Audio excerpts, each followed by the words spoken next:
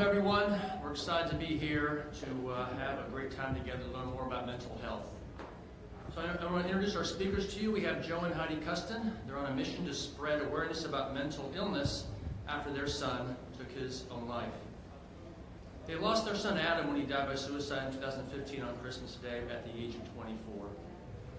Heidi and Joe Custin recently received the Consumer Family of the Year Award for dedicating hundreds of hours to helping families through the National Alliance of Mental Illness, NAMI, and for helping train hundreds of police officers to be part of the Crisis Intervention Team program. So join me in welcoming, who's going to speak first?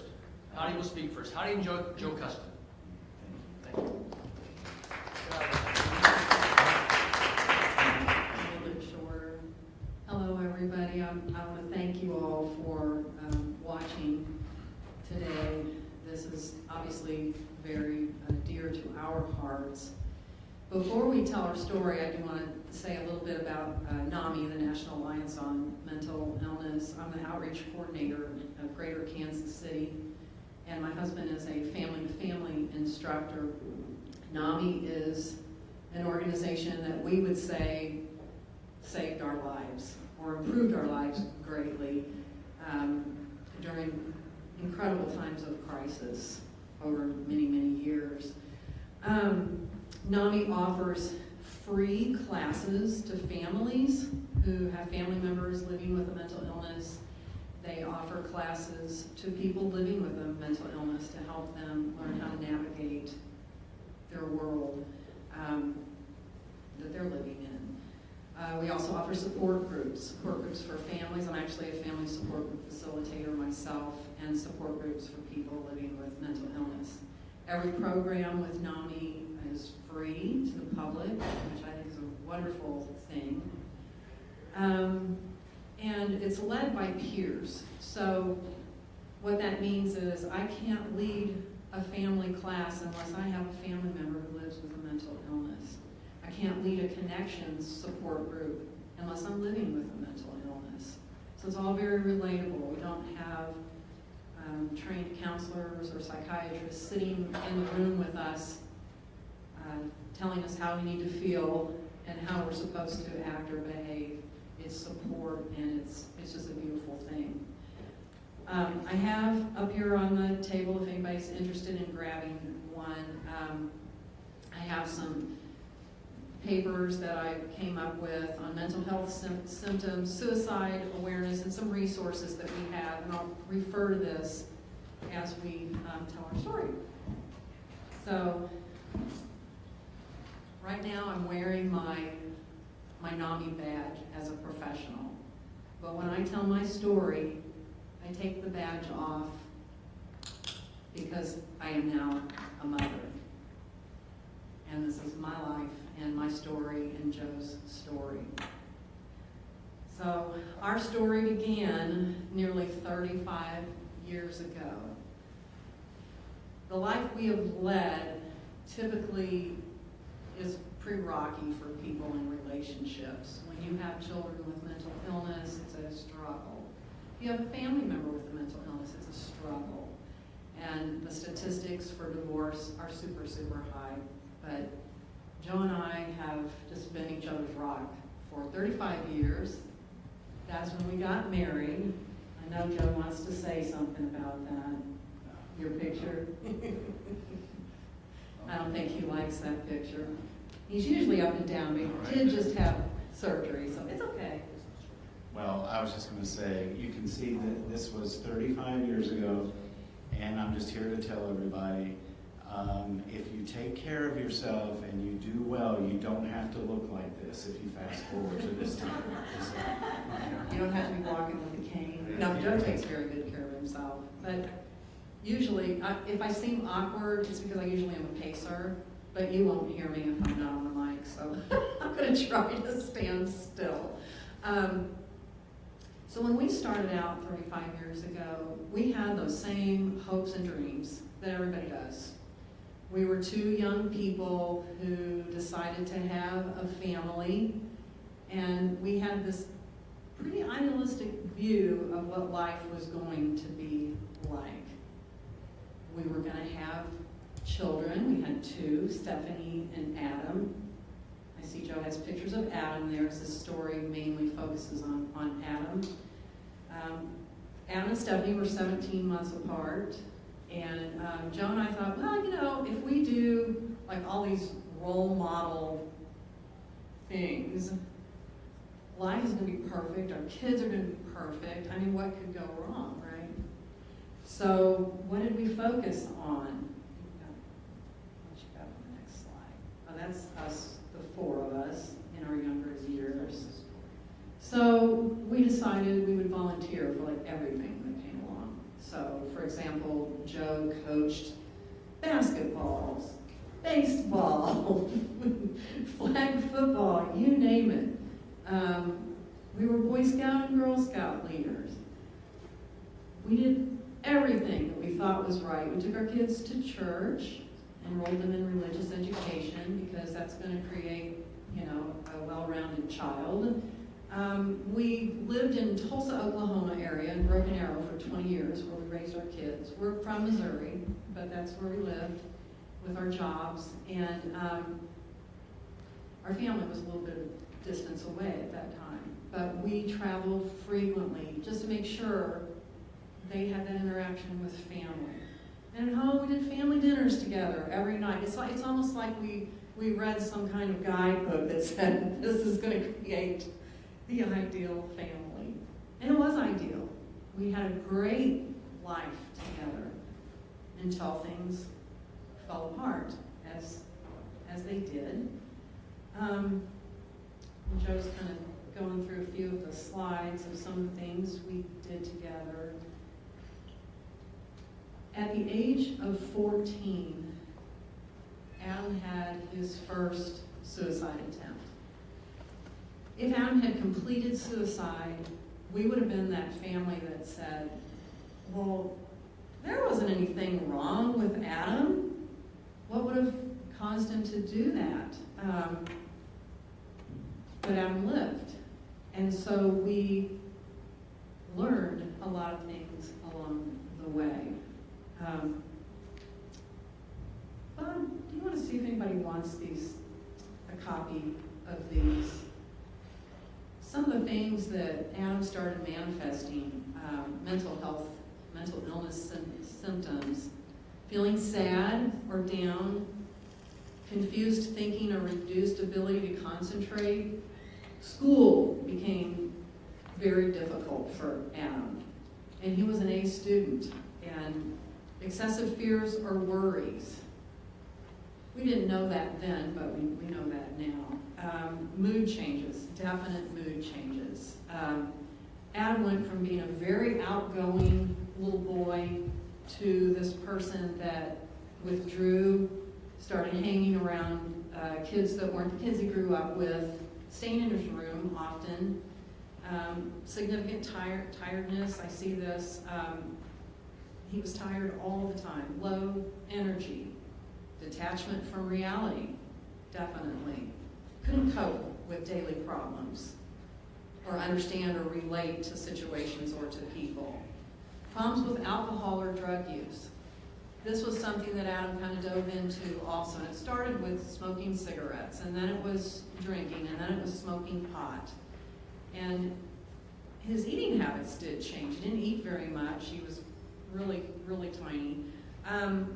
Excessive anger, I wouldn't say that about Adam, but that can be a symptom. But suicidal thinking, definitely. So we pretty much covered, all the mental health symptoms. Adam survived that attempt, and then over the next 7 years, he had at least one attempt, if not 2 or 3, every single year. We had an attempt of suicide by a police officer. Got a gun from a friend's mom and tried to take his life in her house. Threw himself in front of a moving car in traffic. Lots and lots of overdoses. I think I'm going to turn this over to Joe. He's going to tell you a story about just kind of a typical situation with Adam.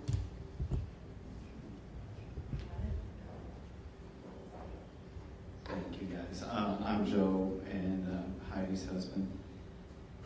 I want to thank you guys for being here, and thank you for your time, and we truly appreciate that. And we're hoping that we can make at least some impact today.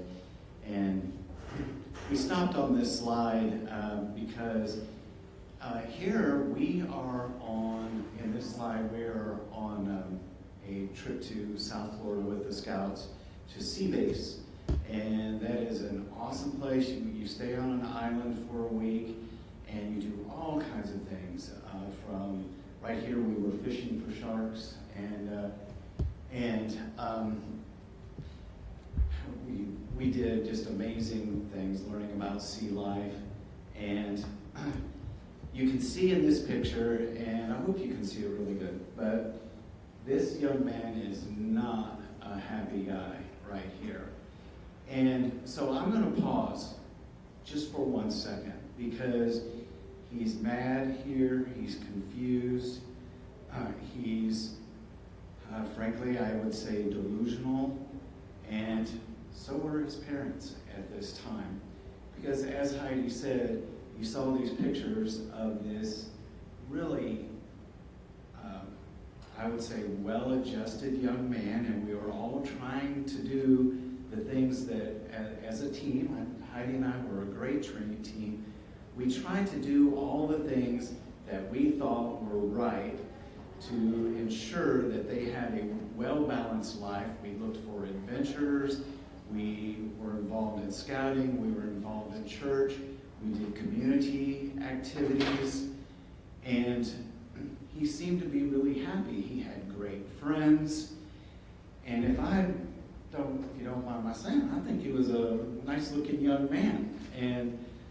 And so we saw this change in behavior that really confused us. And part of that was, like, for example, he, as Heidi said, he changed his friends.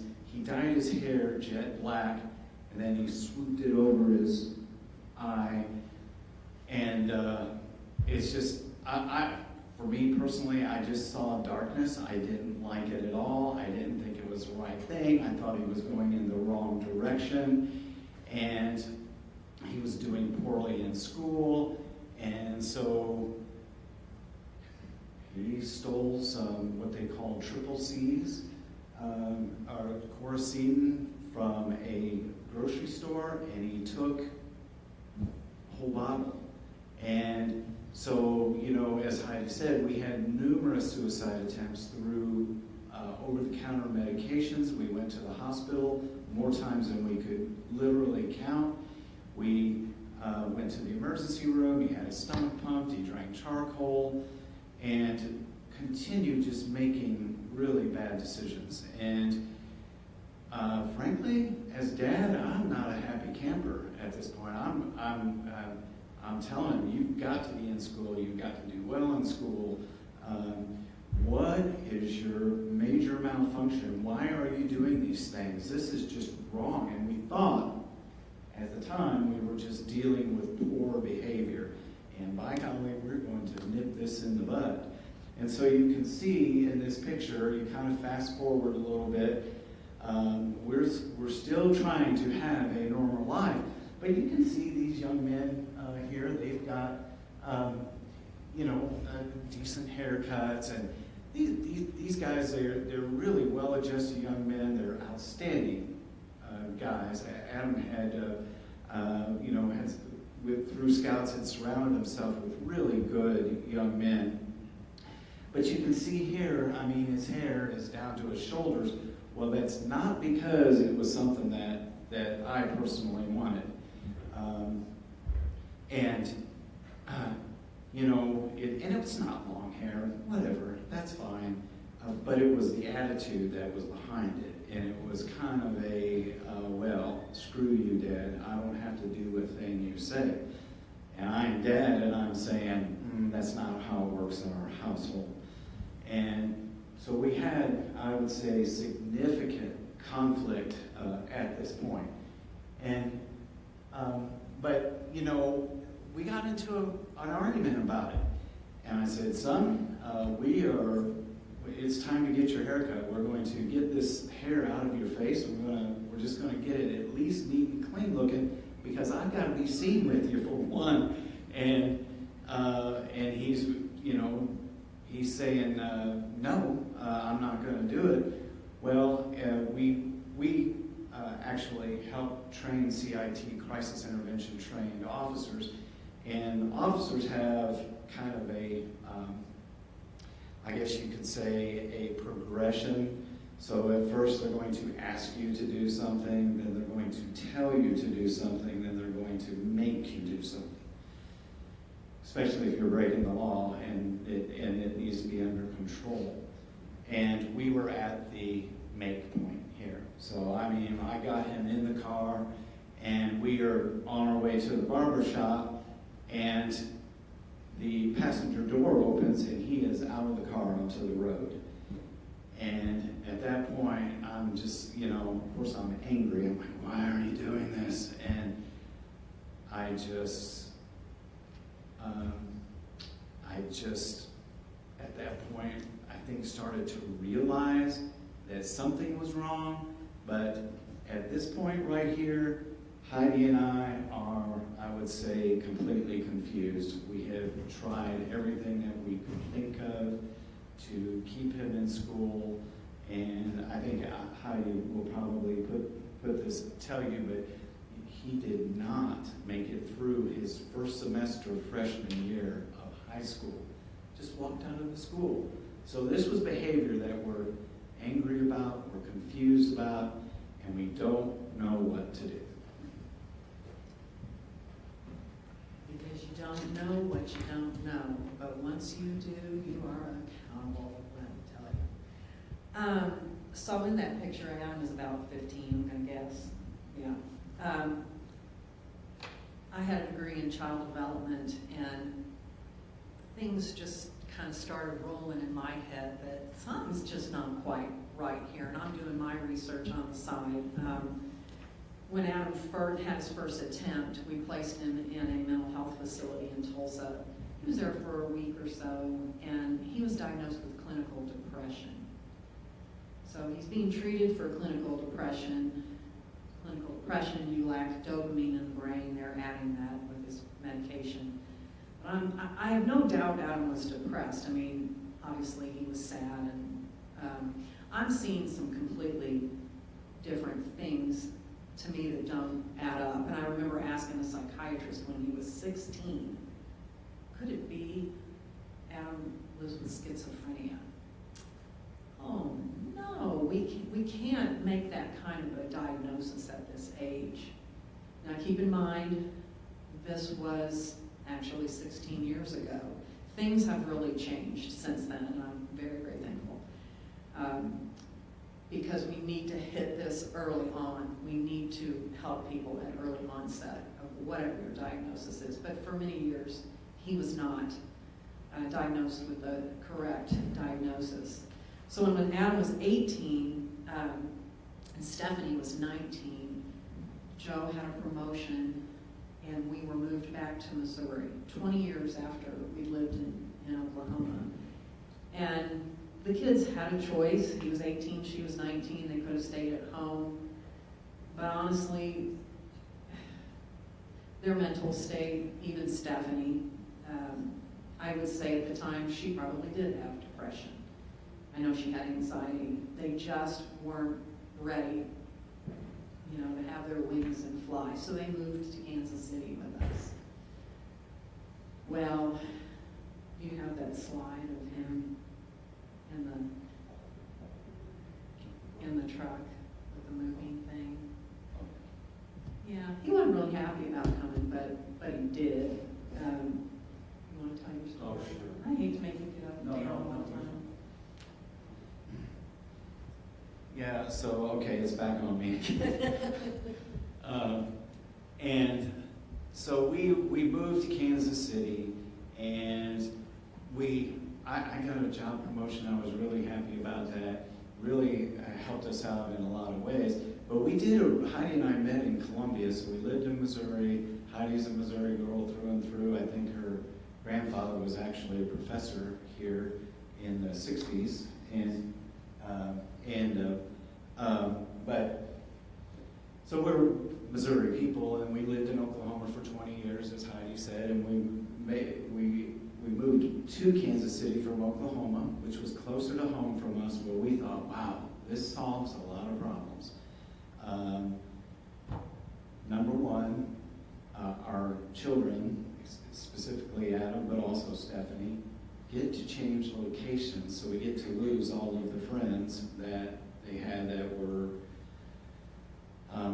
bad influences.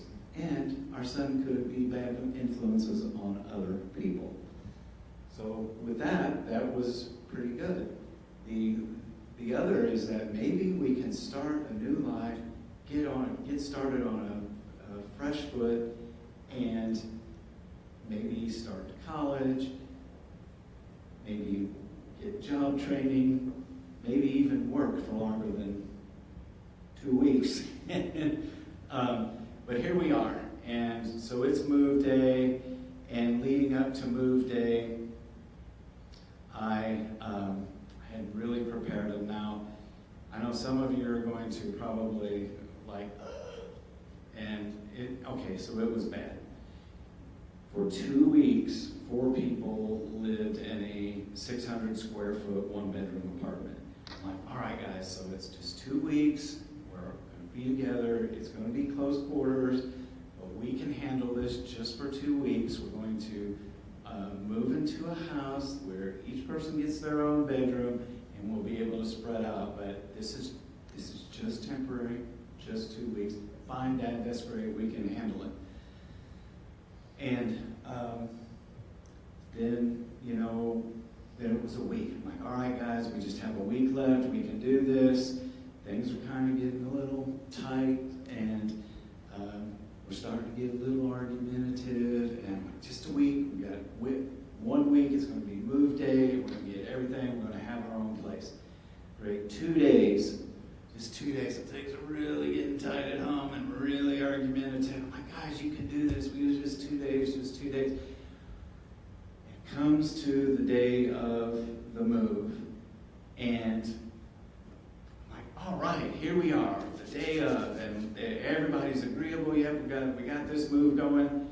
And so I get up and I make some bacon, I make some eggs. We make this great breakfast with pancakes, and we have to have energy to move. And I'm like, all right, the breakfast is ready to eat. I'm like, guys, we have a big day in front of us. It's going to take all day, but we're going to finally be in the house that we need, and everything's going to be great. And our son, God bless him, laid on the couch, would not move. Said, Adam, dude, we have talked about this, and I'm going to need your help. I got to have you. We have breakfast ready to go. Will you please get up and eat breakfast so we can get this move started? And I can't say the word that he used in this room or on the air, but what it meant was, Dad, you can do something with yourself. But okay, it was a bad word. And I just, having the pressure of moving that day, I just got immediately angry. And I said, oh, so if you don't want to participate in this, you don't want to be a part of this, I said, then don't be a part of it. Just leave. I'm done with you. I don't need you to drag this thing down. And then he said, okay, F you again. And I'm like, you're done. You're just out. My anger level was so high. And so I physically took him, and he was still barefooted, and he had slept in his clothes.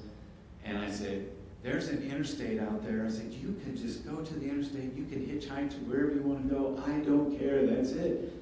And he said, fine. So he just stomped out. He was gone. And went to the interstate to hitchhike. I'm like, fine, good. We're in agreement. You're out of my way. And so we start moving. We take our first load over to our new house. And we come back. And And he's there.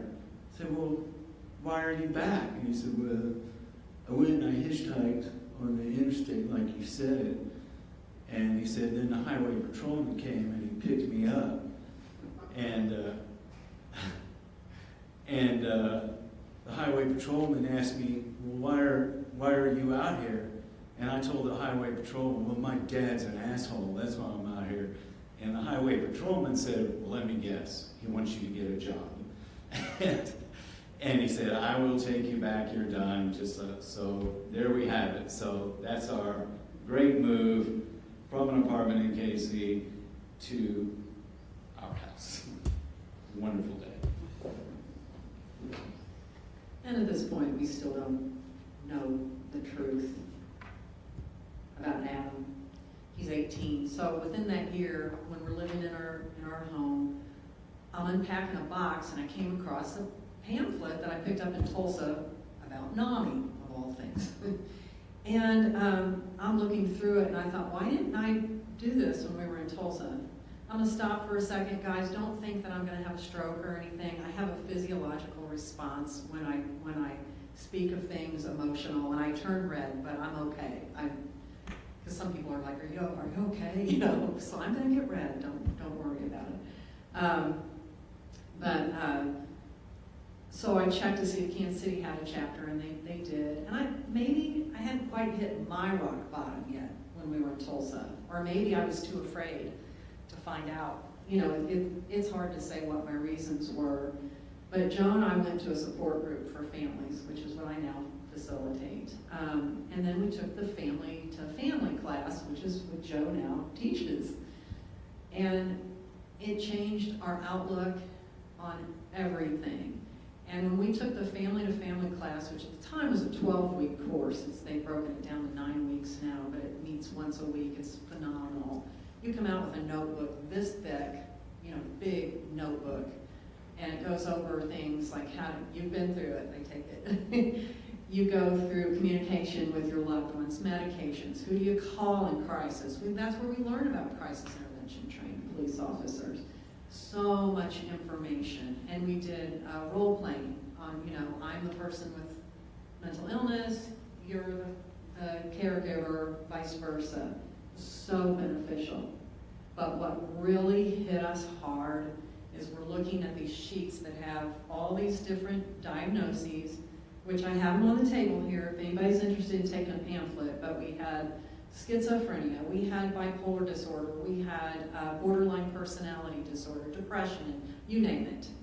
And each of us checked every single box under the same diagnosis and looked at each other and went, oh no, paranoid schizophrenia. And you know, I think I had known that all along, but this is 3 or 4 years down the line. During the course of the time that we got involved in NAMI, our behaviors changed. I don't think we're bad people or that we were bad parents, but we just didn't understand, and we became frustrated at times and said things that we shouldn't have said because we just didn't know how to communicate to him. And Adam sees this, and so our banter becomes better between us and Adam. And shortly after that, Adam asked to go to a hospital when he was feeling suicidal. That never happened before. And he was diagnosed with paranoid schizophrenia. So bad news, right? But at the same time, a bit of a relief because we knew what we were looking at. And so now we know what we're supposed to treat. So we fast forward 2 years. Adam's 21. And Adam needed to go to the hospital for an inpatient stay. And he came out, and he seemed like he was in pretty good spirits. You know, he's doing well. He's happy with new medication and treatment. And he met a friend, a girl. And we felt like, this is great, because now Adam has a friend. He's not so isolated. Because, yeah, he had people back home in Oklahoma, but with all this going on, there was not an opportunity for him to really meet anybody unless it was like a caseworker, you know, that met with him. We had caseworkers that would come to our home and work with him. He was very isolated, very lonely. So we were happy about that. and we shouldn't have been. Adam told this young lady that he wanted to take his life, and she said, "I can help you with that." My grandmother is dying of cancer. I can get you some morphine pills. And she gave Adam 100 morphine pills. Now, I know it was 100 because he took every one of them out and he laid them down in the shape of a heart. And he took a picture of it on his phone and counted every pill in that picture. Adam left 3 on his pillow. He consumed 93 morphine pills.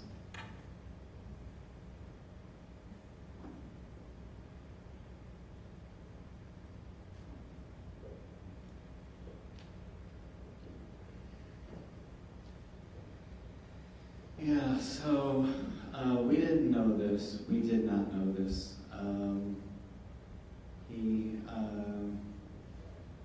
He had consumed these pills, and we were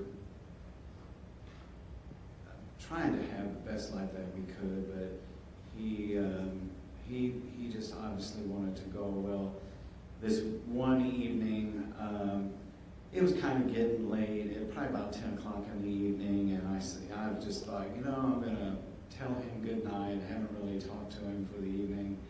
And I work from home, so I was just working late in my office, and I went into his room, and I just wanted to tell him good night, and he was on the floor, sitting on the floor, kind of, I guess, cross-legged style, with his laptop in his lap, and he was just like hunched completely over it, so he was laying flat on the floor from the sitting position.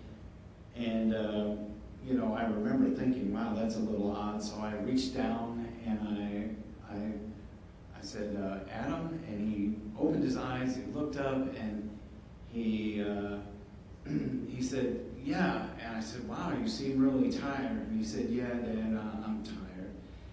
And I said, well, I'm going to bed. I said, he said, yeah, I think I want to go to bed too. So I kind of helped him stand up a little bit, and he, we hugged each other, and he said, Dad, I love you.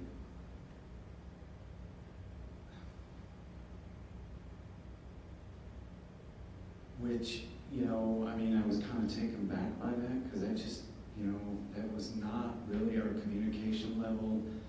We had been at odds so much. We really tried to do the best we could. And I just remember thinking, wow, all of these years, all of the work that we've been doing, all of the doctor's appointments, all of the trips to the hospital, all of the psychological appointments and the medications, everything, all the work that we've been going through, all of the work through NAMI and taking classes and working on communication, and I just felt like everything was complete at that moment, and I felt such relief. I'm like, wow, all of that is finally worked. It finally worked. All of that hard work that we've done for all of this time. And I said, well, I love you too, son. And with that, we went to bed. And so Heidi, she worked a full-time job outside the house. And like I said, I worked from home. And so the next morning came, and we had not, we didn't communicate, but he always slept in. So that wasn't that big of a deal. But Heidi went for the day, and then I had appointments for the day. We came back, we didn't really see any signs of him like being up, and normally what would happen is he would like get up, make himself something. You can tell it's something, that he's been awake, moving around.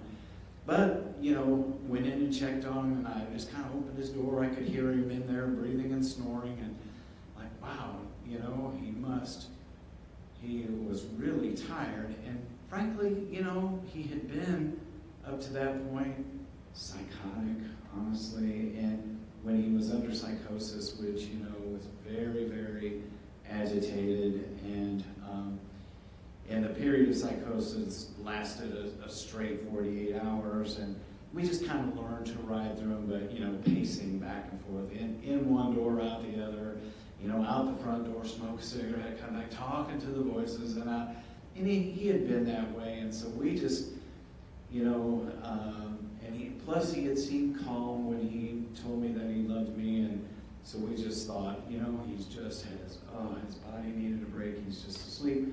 So we just kind of let it go, and then the very next morning,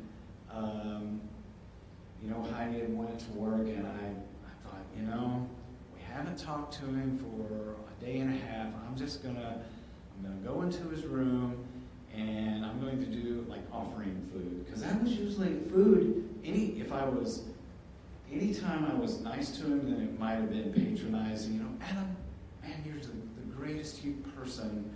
You know, we just love you so much. Oh, what are you trying to do? You know, it seemed he kind of accused us of being patronizing. But if I offer food, then you know, then I'm great. Then yeah, it should be smooth. Everything should go smooth. So my plan was, hey, let's either get a McMuffin or I'll make you breakfast. I said, Adam, I went in and I thought I'm just going to ask him for breakfast. Well, what I saw was him just obviously dying, and I don't have a lot of experience with death, but you know, he was taking one breath every 8 to 12 seconds. So I knew something was really, really wrong, and I just went into, you know, fight or flight mode, and I just really panicked and immediately dialed 911. It was not good.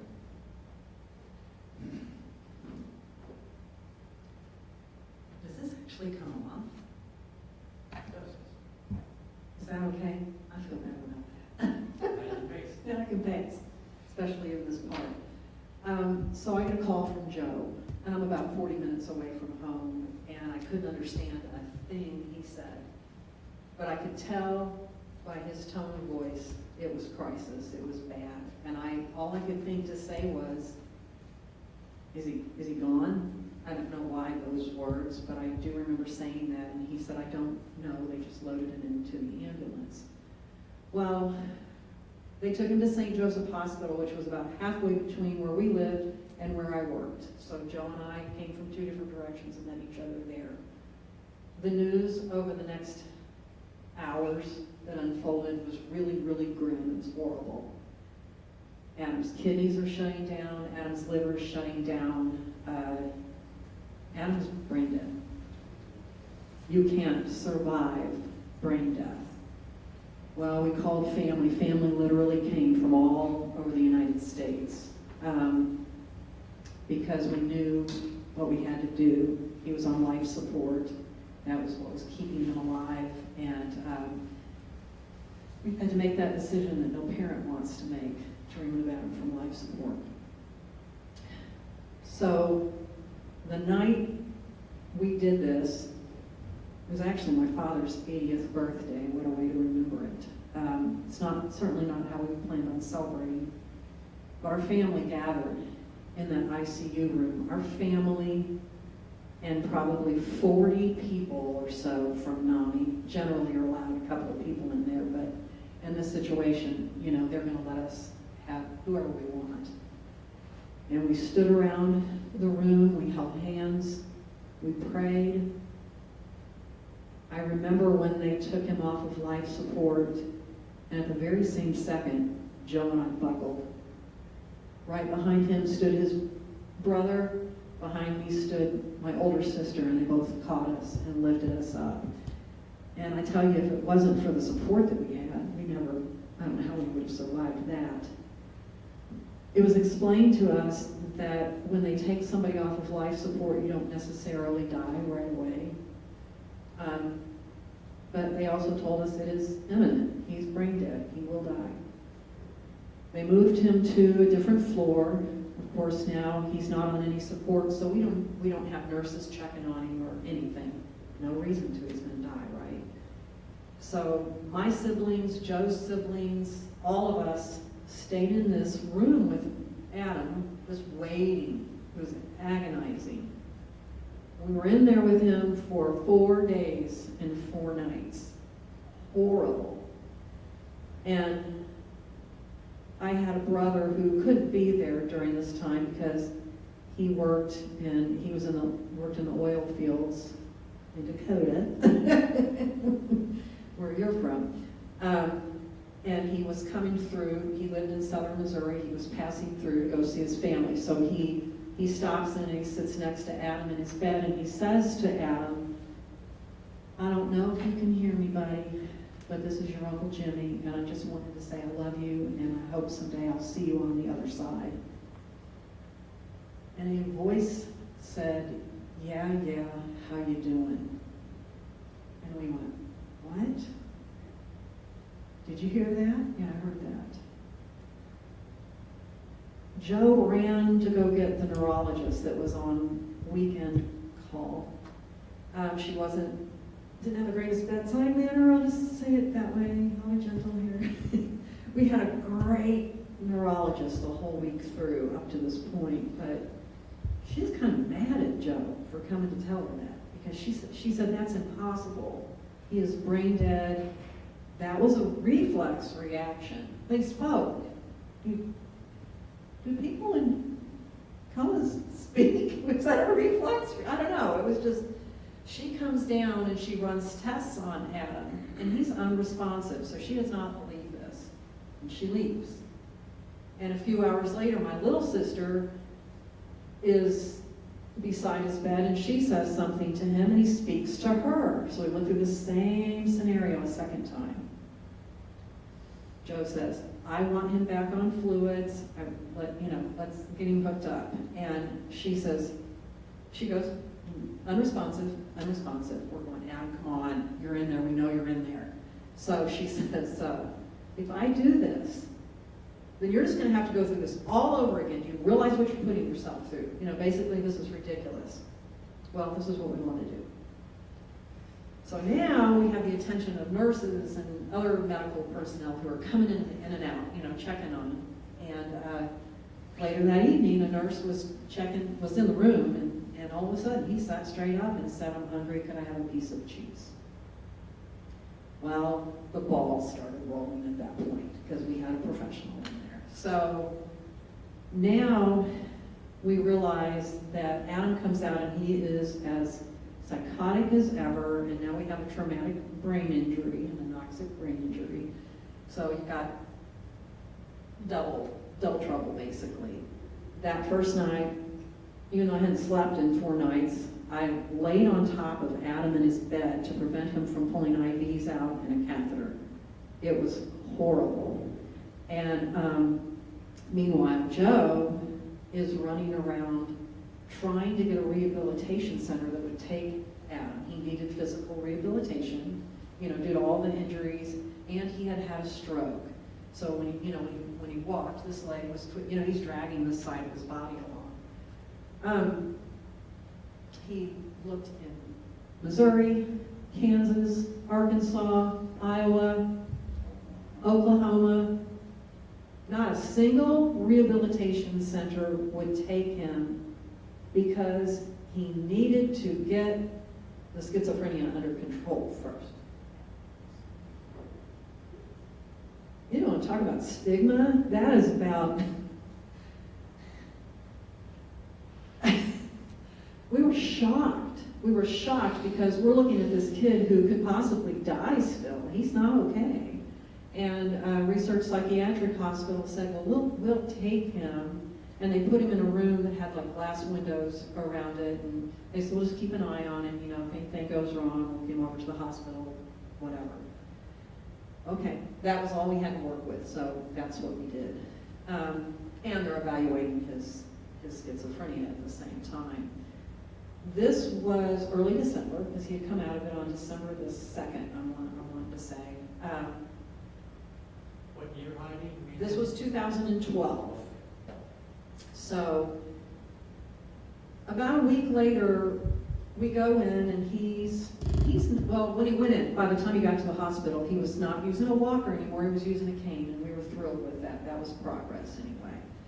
Well, about a week into research psych, we go in and he's walking with a walker. And I asked, why is Adam walking with a walker? Well, he's falling a lot. Well, that doesn't sound good. About a week later, we go in and he's in a wheelchair. Why is Adam in a wheelchair? Well, he can't walk. Shouldn't he be in the hospital? Shouldn't somebody be helping him? And it was just like, whatever. We came in Christmas Day. We were allowed to bring special food for him on Christmas Day. Matter of fact, Joe and I were given, they have specific hours you can visit, but we were given just, anytime you want to come in and see Adam, you can come see Adam. It was a special case, I guess. So we brought in food, and Adam is in the wheelchair with his head to the side, and he's got a vice holding his head up, and he's staring into space.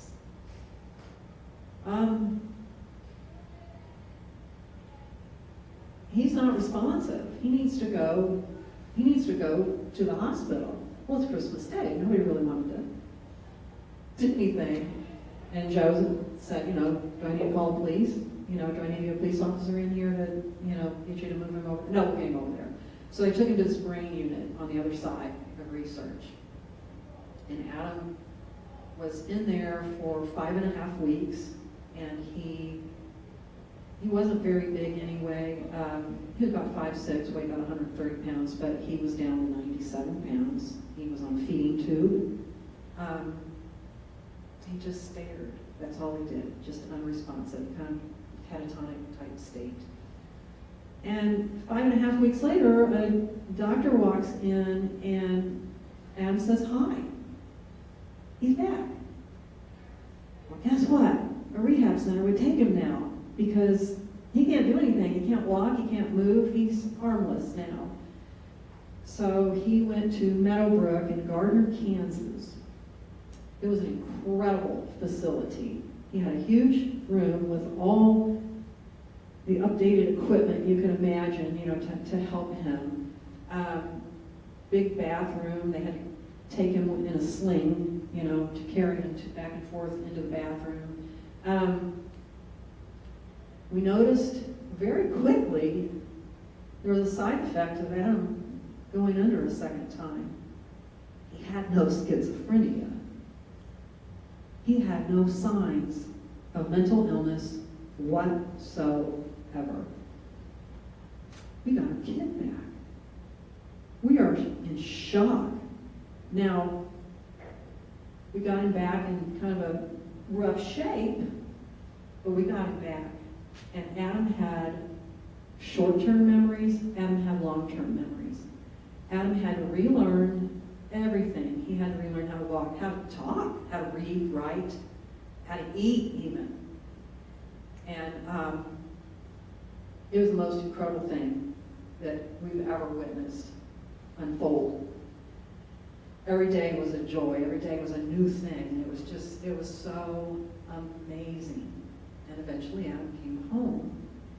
And Joe had mentioned earlier that Adam walked out in the 9th grade. What we didn't tell you was that Adam walked into the service center at school when he should have been in the 11th grade and passed the GED test, probably stoned on Lord knows what with high scores. We have no idea how that happened, but he was very bright.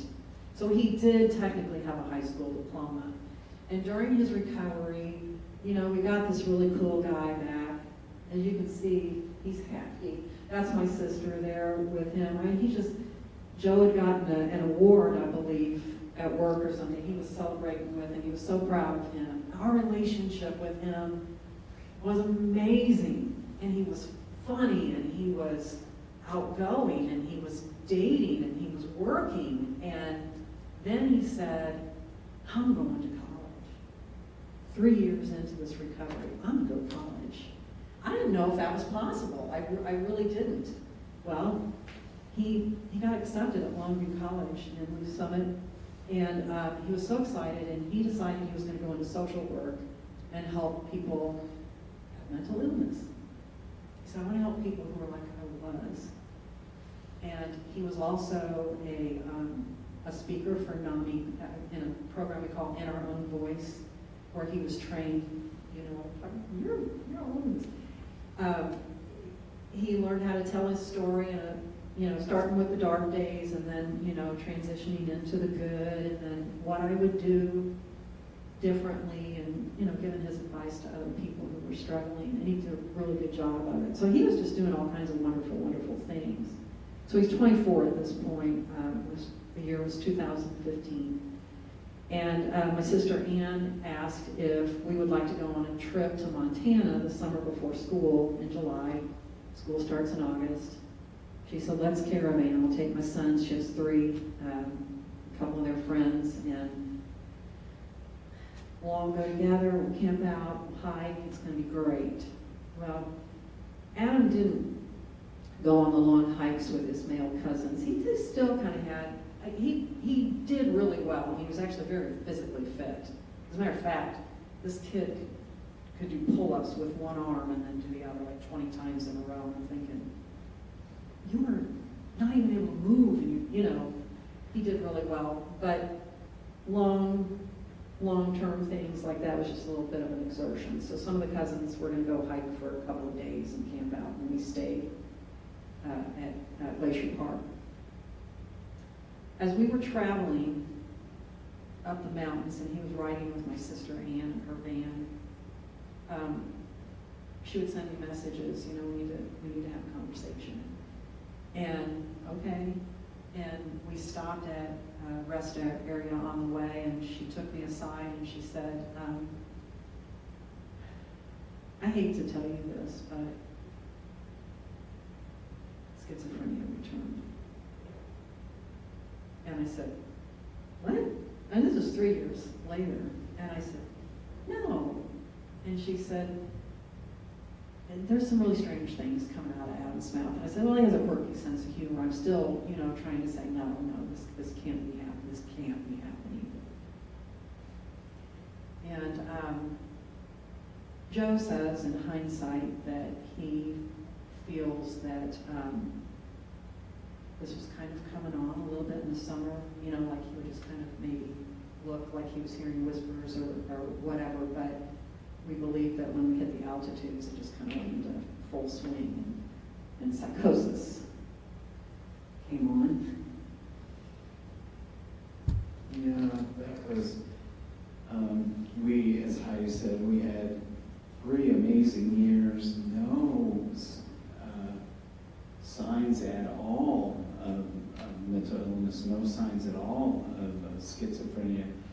And, you know, I have to say at this point, our relation was great. We had, I love how Heidi puts it, we had the son that we always knew was in there, but we were just so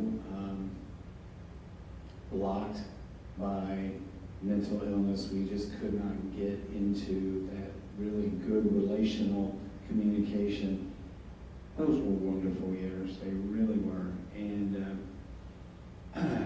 And we went to Glacier National Park, and beautiful spot. And we were driving down this road, incredible gravel road, beautiful area at altitude, and Adam just yelled at me. He said, "Stop the car!" So I stopped it, and he got out of the car. He had no shoes on, and he just was just kind of beside himself, irritated. He was crying. But because we had been through psychosis before, we knew what we were dealing with. We had a whole different attitude. We were a lot more calm.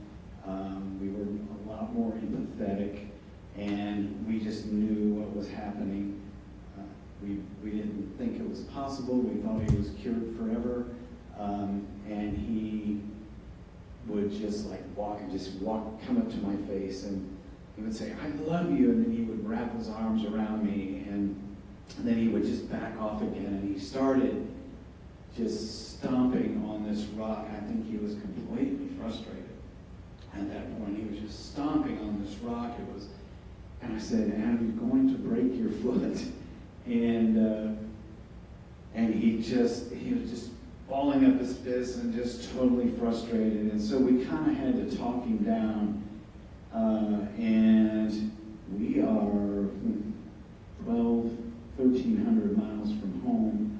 We have a son that's completely psychotic now, and we are way away from our resources, and we have at least a 2-day drive home.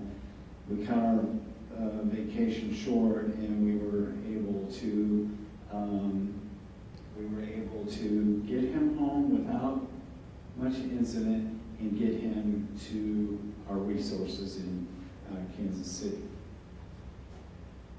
And he was agreeable to that. Second round, Adam, he had promised, before he pretty much, when he talked to people in these places, he would say, if I had to do this again, I would listen to my doctors, I would follow the program, I would not self-medicate, and I would take whatever medications I needed to take. And if I needed to be hospitalized, I'll be hospitalized. I did that. We're very proud of him for that. Of course he was angry, of course he was upset. He got to experience life the same way we do, and then it was all ripped away from him.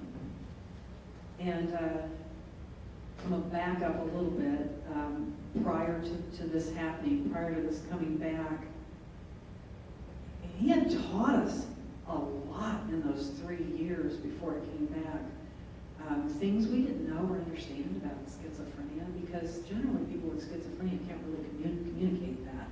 There's like this wall. You would say there's this wall. He would have emotions. I wanted to say I love you. I wanted to, let those feelings show, but this wall prevented me.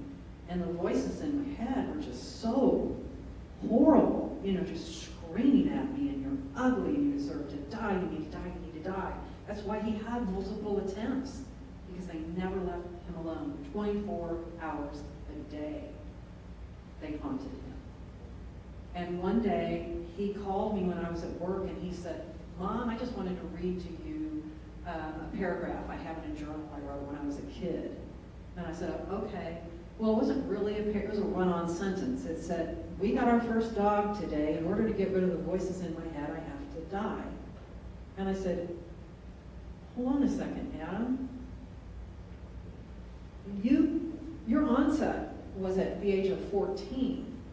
You were 10 years old when we got our first dog. I don't understand this." And he said, "Oh, Mom, don't you understand? I heard voices when I was a toddler." It made me realize my own stigma, because we all have it. Like I said, we don't know what we don't know. But man, when you have that wake-up call, it changes you. It changes you to the core. And he said, "I just thought that everybody heard voices." And I was going to talk to my friend Alex in preschool, but Alex never talked about his, so I never did either. So he lived with this and kept it to himself all that time. And I felt like, oh, well, he might have had clinical depression, but he self-medicated and he created schizophrenia, because you can create schizophrenia with hardcore use of drugs. That is true. But his was there was a genetic component there that he had this from the start. And I just felt so horrible, knowing that. But anyway, that was during that time. So this is late July. School starts in August, and Adam didn't get to go to college because his brain just didn't work right. And his psychosis was so strong, and he did everything he promised. He saw every doctor, he took every pill, and he was a sweetheart. He tried his darndest, to not take it out on other people with his words or anything like that. Adam was a gentle soul at heart anyway. We talk about how, I hate spiders, and if they're in my house, I'm sorry, I won't kill you outside, but if you're in my house, you gotta go. He would literally pick that spider up and carry it outside and set it free. I had a preschool for 20 years. He would come in and interact with the children, and he was so good with them, and he was kind to animals. A lot of people stigmatize people with schizophrenia, they're scary, they're gonna harm somebody, but in reality, statistically, they're more likely to be a victim of violence. Anyway, he did all these things. And it was Christmas Eve. Well, actually, it was the 23rd of December that year. Adam said, "Mom, let's go shopping. Let's go shopping." So we went shopping, and he's spending all this money on Christmas presents for everybody, and he was happy. And I'm thinking, man, because the medications just weren't touching it. Everything they tried, nothing was working on me. Finally, something's working. Oh, thank God! We're in a better place now.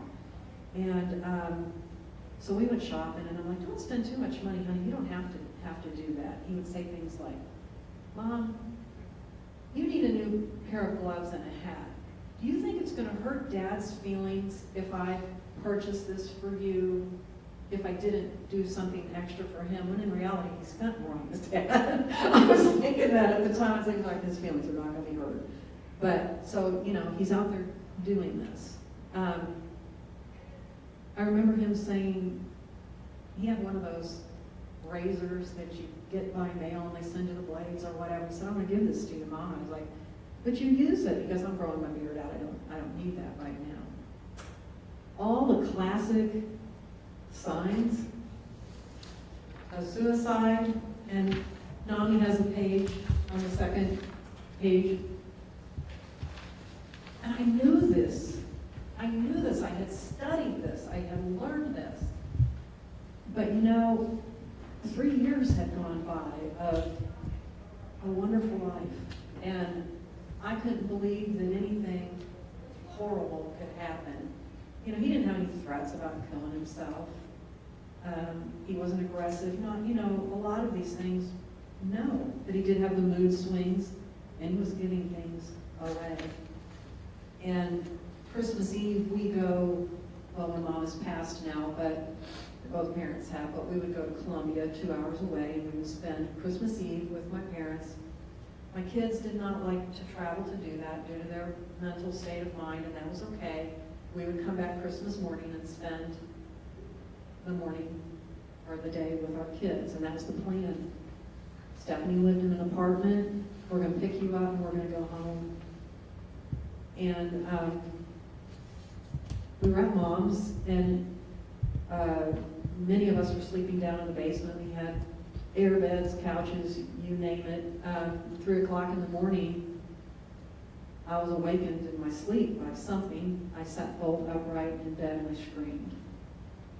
And my sister Ann said, "Is everything okay?" And I said, "No, I don't think so. I think something bad just happened." And she said, "To Adam?" And I said, "I think so." And yet, we didn't just get up and go, because I was thinking, this is silly, this is ridiculous. We got up that morning, we made breakfast, didn't we, Joe? And then we went to Kansas City, and we picked up our daughter. And we headed to the house and discovered that night, around 3 o'clock in the morning, Adam ended the voices for good.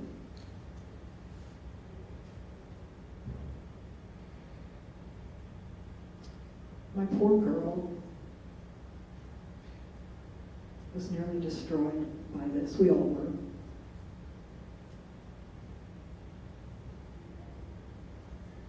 She went through quite a change, started self-medicating, never left her home.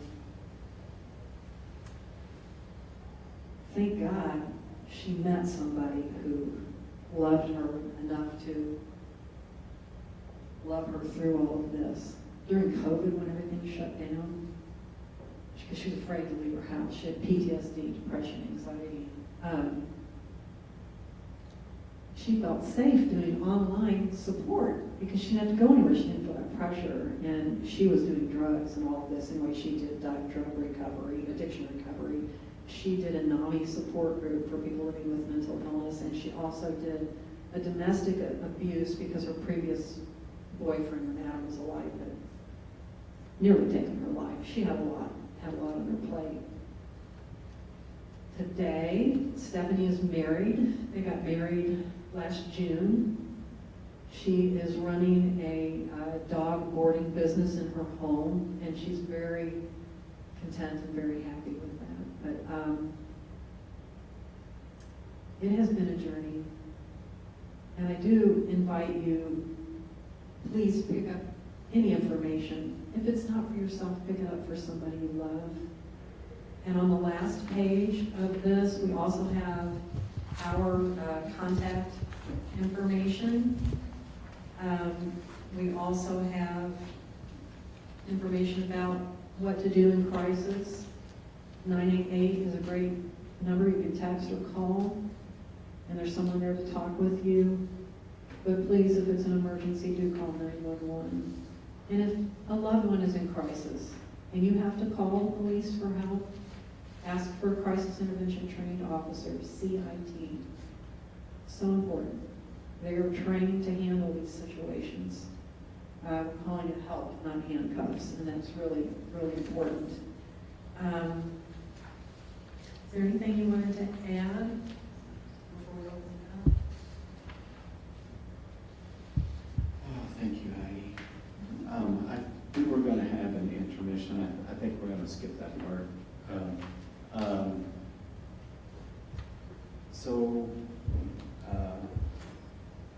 Once again, I just want to thank you all for being here and listening to this. And it's just a story. It's just a one family's story wrestling with mental illness. And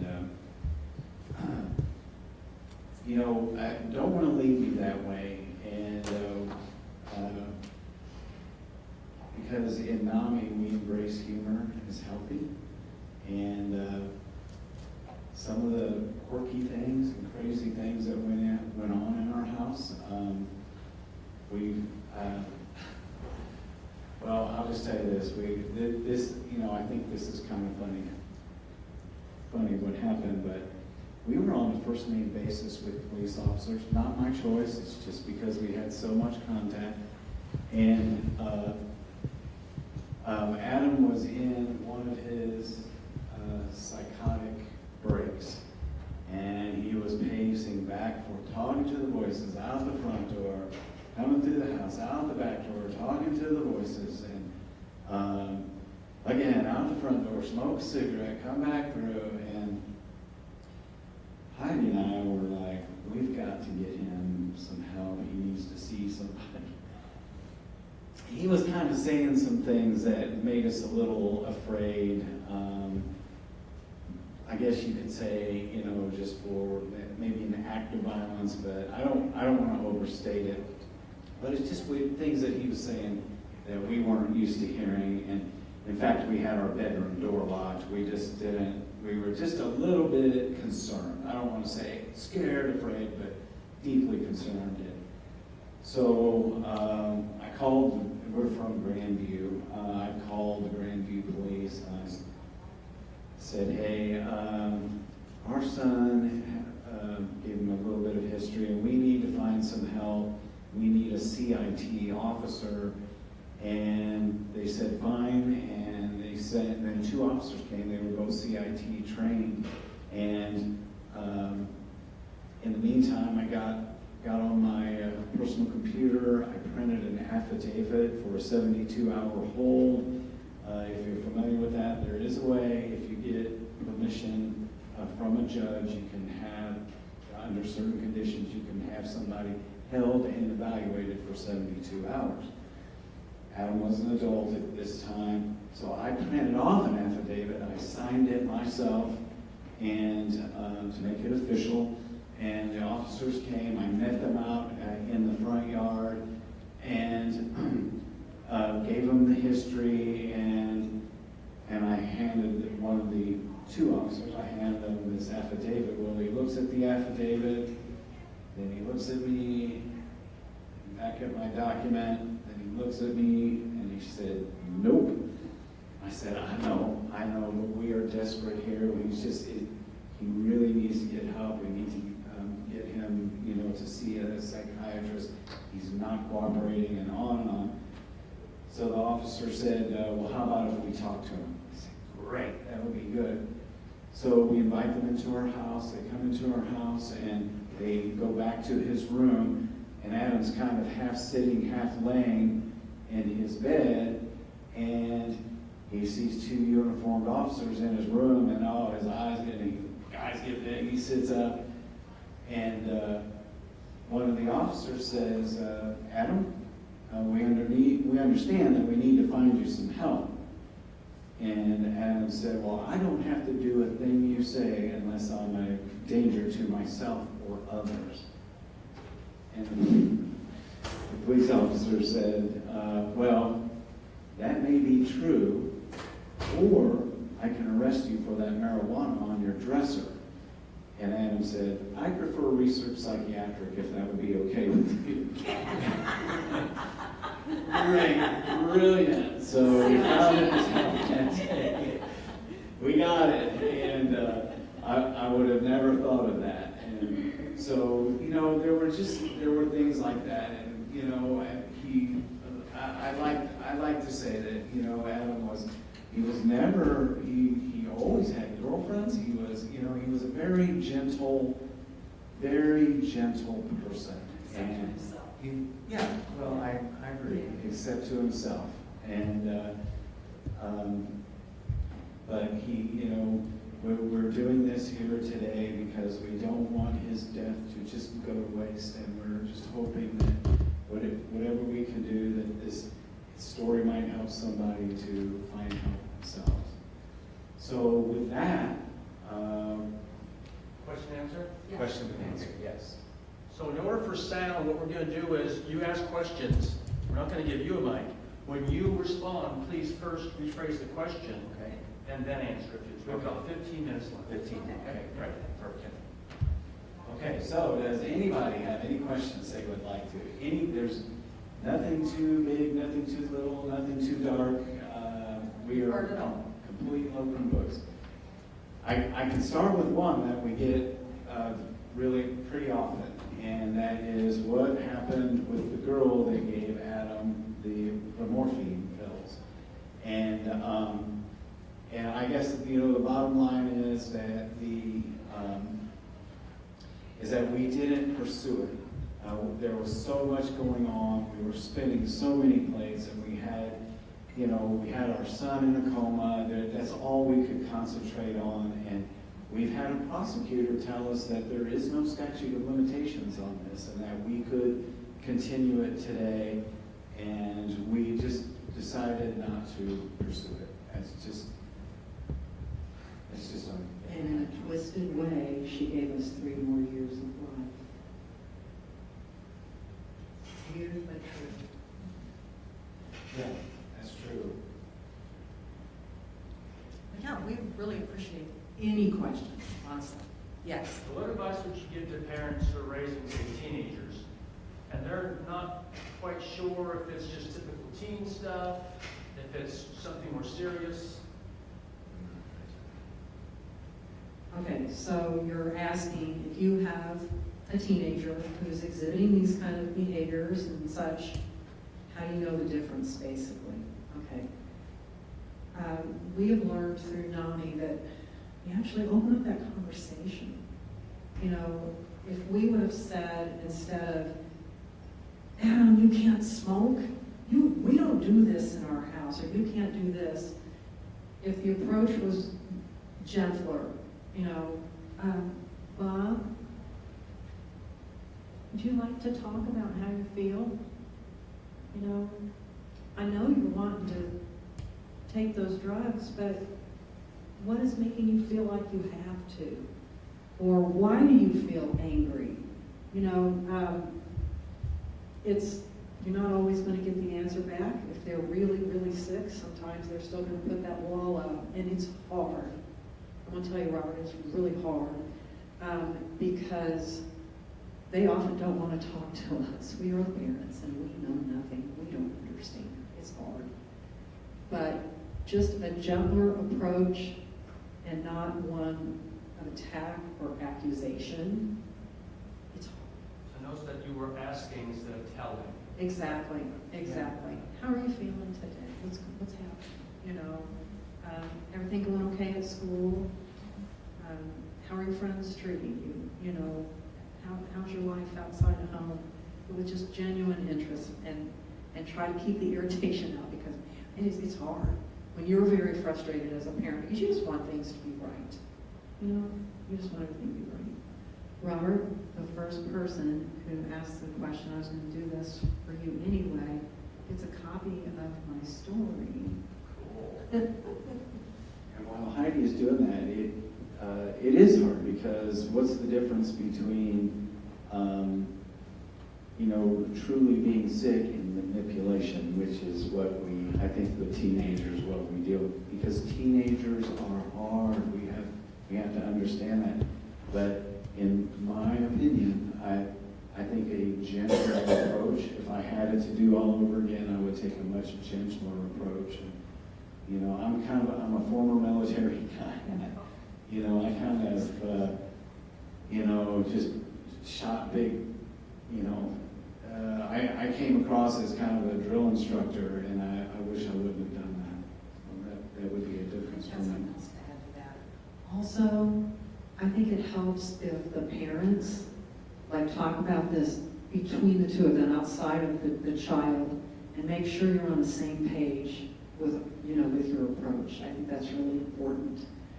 We see a lot of families go through that, where one of them is just like, I'm so angry and I'm yelling at them, and the other one is going, please, you can't do this. And that's what causes a rift, and in a lot of marriages too. So it's important to have a conversation between yourselves too. Yeah. I would have more empathy. If you're seeing a behavior that you know is wrong, then it's like, find out, well, why are you doing that?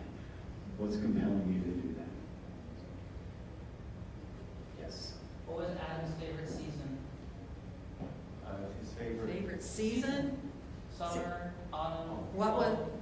What was Adam's favorite season? Adam loved summertime. And the hotter, the better. It used to weird me out, because Adam, you're going to burn out there. Actually, I know we're very, very fair, but Adam was darker complected than we are. So, but he loved the heat, and you get a book too. And I think there's reasons for that. Number one, you have longer days. The sun is out more. Maybe there's physiological reasons of greater vitamin D production. But the fall becomes a little more difficult, because the shadows get longer, the days get shorter, and so it can really bring on seasonal depression, certainly winter time. But yes, summer by far, he loves summer. And we're in September. September is Suicide Awareness Month. And there's a reason for that. There are more suicides in September than any other month, because of that transition that Joe spoke about. Great question. Yeah, Anything. that's a question we've never had. I know, that's it. Don't be afraid. We love questions. Any questions? Yeah. Do you have a question?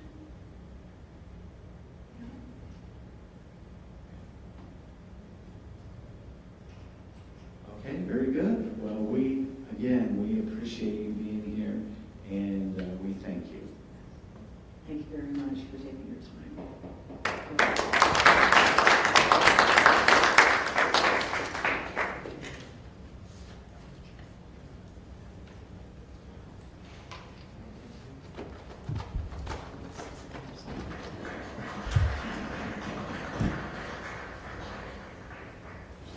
Isn't it so loud?